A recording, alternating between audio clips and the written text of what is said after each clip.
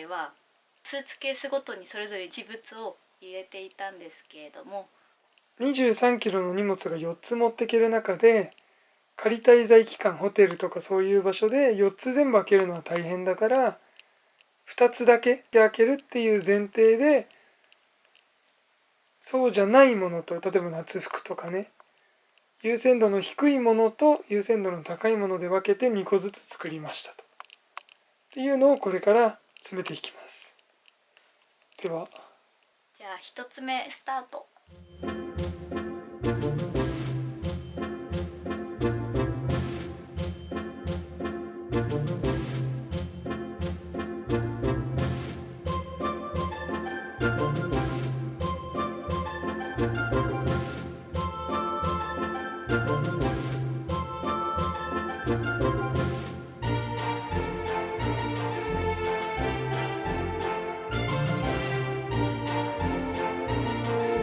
止めても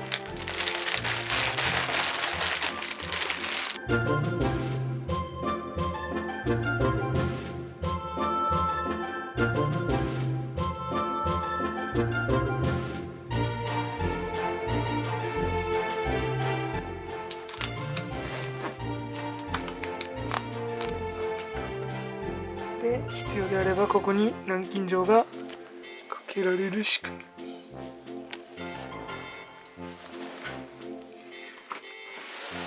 さあ、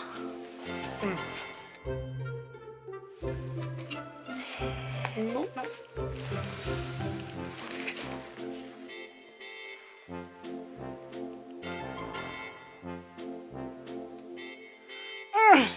い、外して。22.8。いいじゃない。2個目完了。2個目完成。1個目じゃない。間違った。1個目完成。はーい。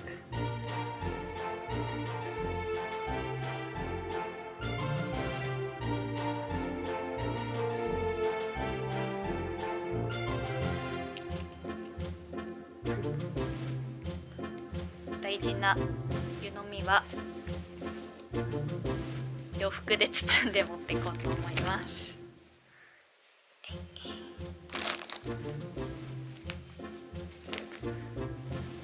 で、ちょっと不安だからタオル入るかな。いけんじゃない。私がいつもやる感じだとこの中に入れておきます。ここでも IKEA バッグが大活躍。なるべく固定されてる方が割れないと思うので、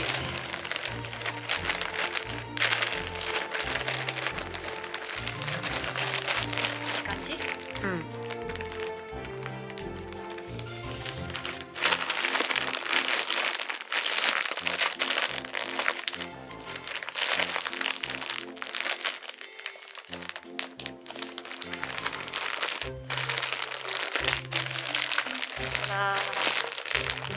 完璧。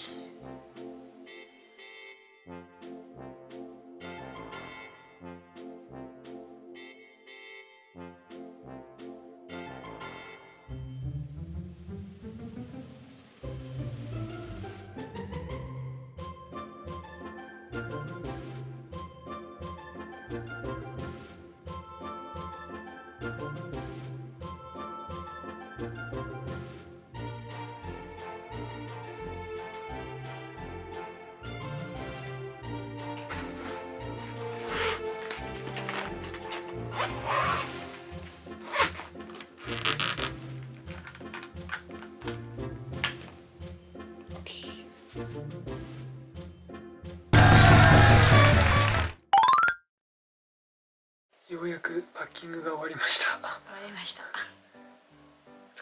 なんかね、こういう部屋着みたいのしか全部荷物入れちゃったんで、こういう服しかもうないけど疲れた。ずっとやってくれたし、この2日間荷造りしかしてない。朝から晩まで昨日も1時ぐらいまでやってたか。難しいね。もう買うしかない。なかったらなかったら買うしかないし、まああくまで最初の生活にコストをかけないっていう意味でなるべく持っていきたいっていうのがあっただけ。まああとはお気に入り、お気に入りの服は持っていきたいっていうのがあったから結構服の割合多めだったけど結局削ってうん、コップもねお気に入りのやつ1個ずつだけしか持っていけないし、そうだね。何回やっても荷造りは慣れないね。慣れないけど、でも多分今までの中で一番うまくいったんじゃないかなって思うのは、きっと着いた後に荷物を出す時にそれぞれ小分けにしてくれる仕分けバッグみたいなやつ、靴とかもそうだけど、あれがあるおかげで着いた後開けるのはすごく楽だと思う。必要なものを厳選して分けたからね。一括りごとにね、下着とかT シャツとか取れれば全然便利だし、